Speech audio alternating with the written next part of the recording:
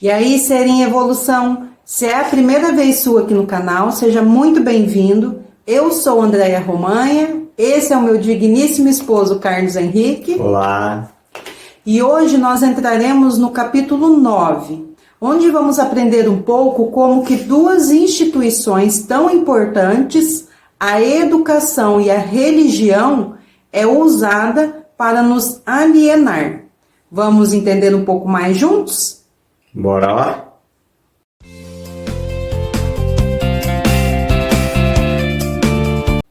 Seguimos então. Bora lá! E o que você tem a dizer sobre pessoas casadas que deixam de querer estar um com o outro? Eles devem se separar ou é verdade que todos os casamentos são feitos nos céus? Primeiro, deixe-me corrigir esse velho ditado de que todos os casamentos são feitos no céu. Eu conheço alguns que são feitos do meu lado da cerca. Eu, hein?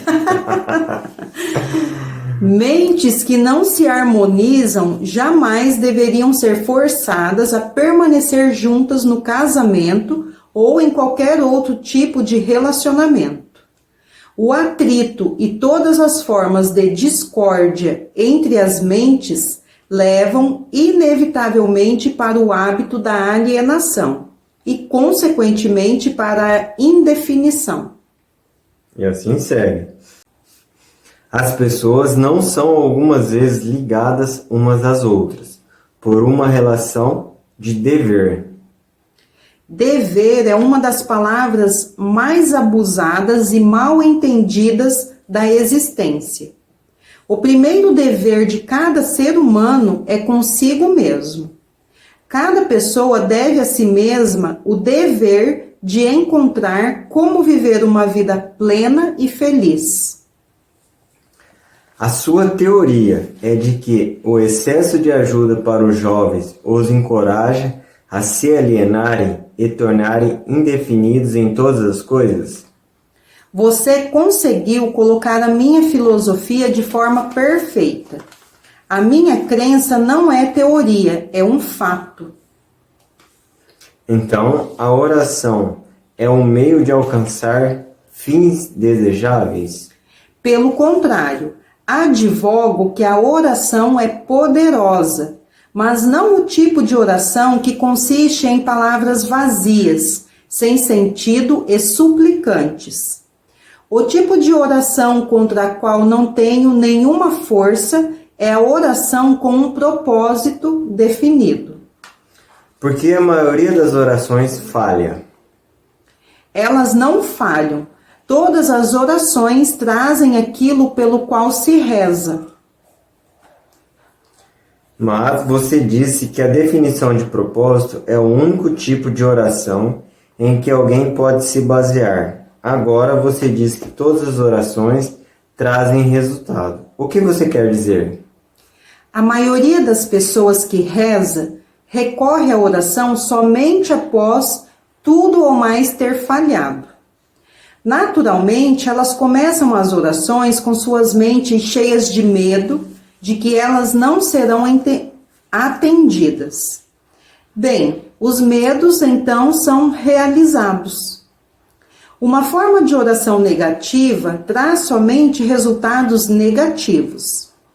A outra forma é positiva e traz resultados definidos e positivos. Poderia algo ser mais simples do que isso?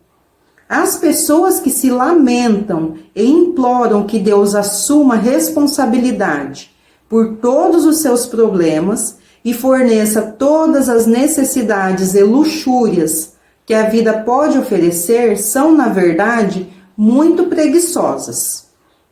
Quando você escuta uma pessoa rezando por algo que ela deveria conseguir com seus próprios esforços, pode ter certeza de que você está escutando um alienado. A inteligência infinita favorece somente aqueles que entendem e adaptam-se às suas leis. Saiba o que você quer, adapte-se às minhas leis e você com certeza o terá. Isso se harmoniza com os ensinamentos de Cristo. Perfeitamente. Isso também se harmoniza com os ensinamentos de todos os grandes filósofos. Então eu entendo que a definição é o primeiro requisito para o sucesso em todo e qualquer empreendimento humano. Isso está correto? Exatamente. Eu triunfo na ignorância, na superstição, na intolerância e no medo, mas não consigo manter-me de pé ante um conhecimento definido nas mentes das pessoas que pensam por si só. Então, a doutrina de predestinação é verdadeira. As pessoas nascem ou para o sucesso ou para o fracasso, para a miséria ou para a felicidade, para serem boas ou más. E elas nada têm a ver com isso, e muito menos podem modificar as suas naturezas. Isso é o que você está afirmando? Enfaticamente não. Cada ser humano tem uma ampla gama de escolhas, tanto para seus pensamentos quanto para suas ações. A sua escolha nesse assunto é tão importante e molda toda a sua vida. Pelo que você disse, pude perceber que os seres humanos têm mais liberdade de expressão do que você ou sua oposição. Isso está correto? Sim, isso está correto. Então é verdade que o homem tem direitos e privilégios não disponíveis nem para a onipotência, nem para o diabo. Isso é verdade? Sim, isso é verdade. Mas você também tem que acrescentar que o homem ainda não acordou totalmente para dar-se conta de sua força em potencial. Qual o benefício de um diploma escolar, se não se consegue convertê-los em realizações espirituais e materiais na vida? Eu sou somente o diabo e não um resolvedor de enigmas. Eu deduzo, por tudo que você diz, que nem as escolas nem as igrejas preparam os jovens do mundo com um conhecimento prático de como funcionam as próprias mentes. Existe alguma coisa de maior importância para o ser humano do que o entendimento das forças e circunstâncias que influenciam sua própria mente? A única coisa de valor duradouro para qualquer ser humano é o conhecimento de como opera a sua própria mente. As igrejas não permitem que uma pessoa investigue e adentre para conhecer as potencialidades de sua própria mente, e as escolas tampouco reconhecem tais potencialidades. Vamos aprender todo mundo.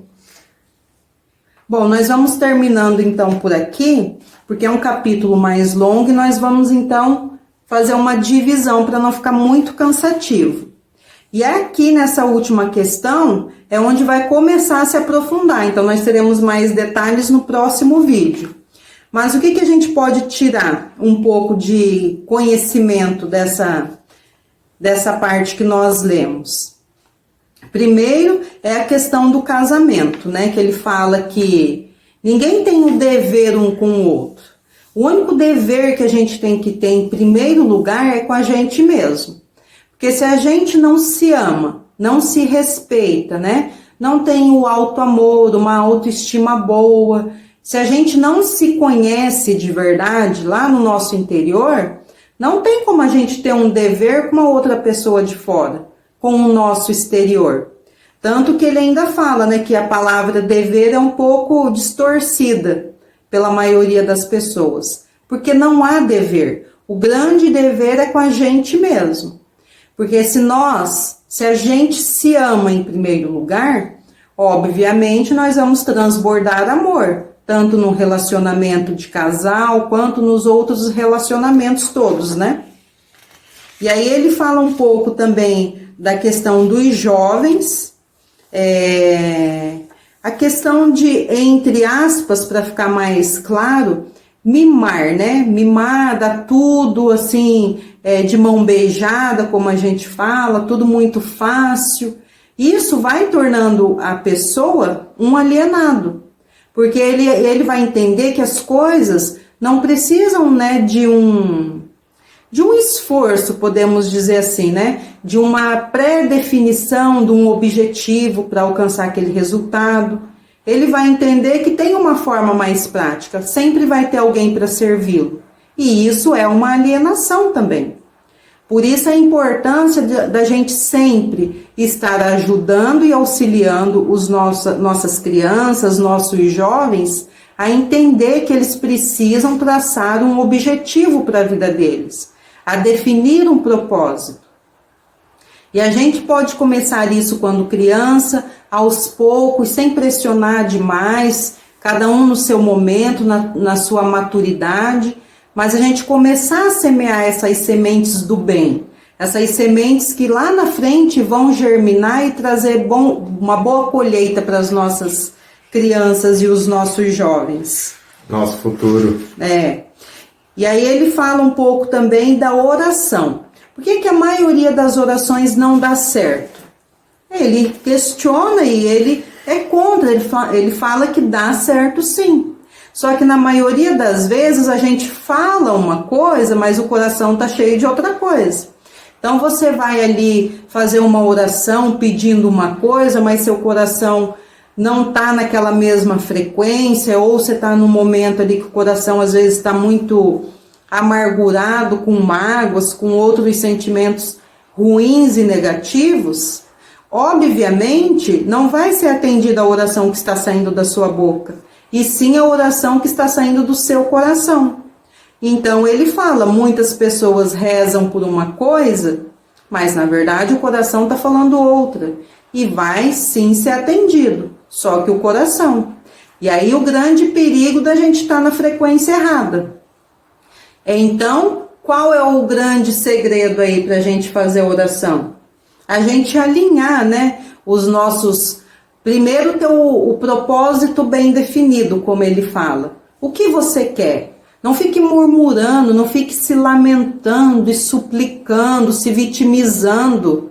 Deus não precisa disso. Primeiro que ele já sabe muito bem e com clareza o que você quer. Se você quer um carro, você não precisa chegar em Deus e falar, eu quero um carro porque eu vou trabalhar. Ele está cansado de muita conversa. É muita gente falando ao mesmo tempo. Eu imagino que ele deve dar uma surtada de vez em quando. Então vamos direto ao ponto, vamos ser objetivo. Afinal, a gente está enganando a quem? A si mesmo, né?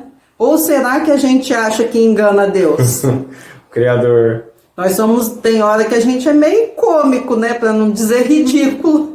Então vamos ter inteligência, vamos alinhar, vamos definir propósito, vamos chegar a Deus com transparência, com sinceridade. Olha, eu quero isso para ser feliz dessa forma, para colaborar para a minha vida, para colaborar... Trazer conforto para a família.